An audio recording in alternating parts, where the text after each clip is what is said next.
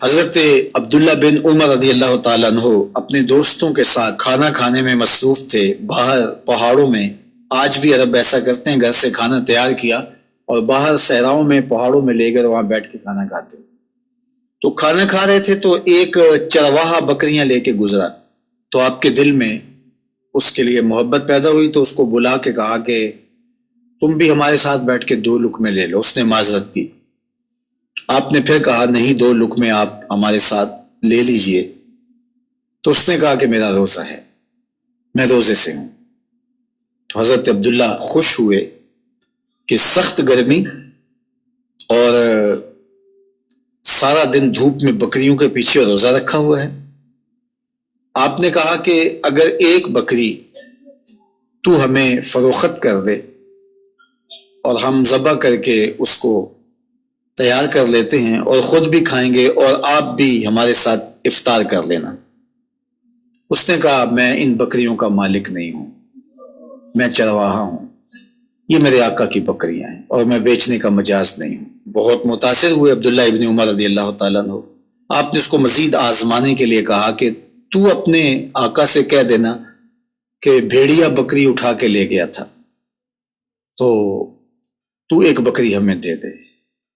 تو اس نے ایسے آسمان کی طرف دیکھا اور کہا اللہ کہاں ہے؟ بس اس کا یہ انداز حضرت عبداللہ بن عمر کو اتنا بھا گیا، اتنا اچھا لگا کہ آپ جب یہ واقعہ سنایا کرتے تھے تو آنکھوں سے آنسو جاری ہو جاتے، اور فرماتے اس نے یوں انگلی کھڑی کی تھی اور آسمان کی طرف دیکھا تھا اور بار بار کہتا تھا اللہ کہاں ہے؟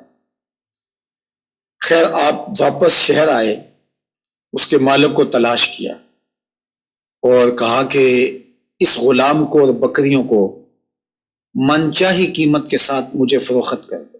اس نے بکریاں اور غلام دونوں بیچ دیے۔ آپ نے غلام کو بلایا اور کہا کہ تو آج کے بعد آزاد ہے اور یہ بکریاں بھی تیری ملک ہوئیں۔ تیرے ایک جملے نے کہ اللہ کہاں ہے تیرے لیے آزادی کا مجدہ بنا دیا اس کو، اور میں تجھے ساتھ دعا بھی دیتا ہوں اللہ تجھے جہنم کی آگ سے بھی آزاد فرمائے۔ تو یہ یقین کہ میرا اللہ مجھے دیکھ رہا ہے، یہ اگر آپ کے ساتھ جڑ جاتا ہے تو پھر کسی کیمرے کسی سیکورٹی کی ضرورت نہیں ہے۔ یہ عقیدہ اتنا بڑا حصار ہے، عبادات میں بھی سرور دیتا ہے، اور یہ عقیدہ انسان کو گناہوں سے بھی محفوظ کرتا ہے اور بچاتا ہے۔ لیکن ہمارے رویے، اللہ تعالیٰ جل شانہ نے سورہ النساء کے اندر ارشاد فرمایا یستخفون من الناس ولا یستخفون من اللہ، کہ لوگوں سے تو پوشیدہ رہتے ہیں لیکن اللہ سے پوشیدہ نہیں رہتے۔ بلکہ ایک دوسرے موقع پہ ارشاد فرمایا سورہ الغافر کے اندر یعلم خائنۃ الاعین وما تخفی الصدور، جو آنکھ خیانت کرتی ہے اللہ اس کو بھی دیکھتا ہے، اور جو سینوں میں پوشیدہ ہوتا ہے اللہ اس کو بھی دیکھتا ہے۔ جو چیزیں سوچ میں پیدا ہوتی ہیں، جو بطور وسوسہ آتی ہیں، تمہارا رب اسے بھی دیکھ رہا ہوتا ہے۔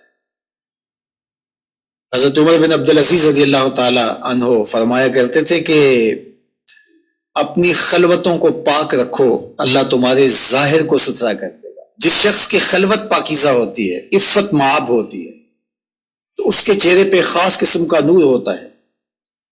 جو راتوں کی تنہائیوں میں اٹھ کے عبادت کرتا ہے اور اللہ کے حضور وہ الہا و زاری کرتا ہے، تو دن چڑھے اس کے چہرے کے اوپر اللہ تعالیٰ ایک خاص نور پیدا کرتا ہے، جس سے لوگوں کو سرور ملتا ہے اور لوگوں کے دل میں اس کے لیے محبت پیدا ہوتی ہے۔ اور جو تنہائیوں میں جرم کرتا ہے، گناہ کرتا ہے، اور لوگوں کی نظر میں کوئی ایسی چیز ہوتی بھی نہیں ہے، تو لوگوں کے دل میں اس کے لیے نفرت پیدا کر دی جاتی ہے، لوگ اس سے دور ہٹنا شروع ہو جاتے ہیں۔ یہ دلوں کے سودے ہیں۔ تو اس لیے اپنی خلوتوں کو پاکیزہ کیجیے۔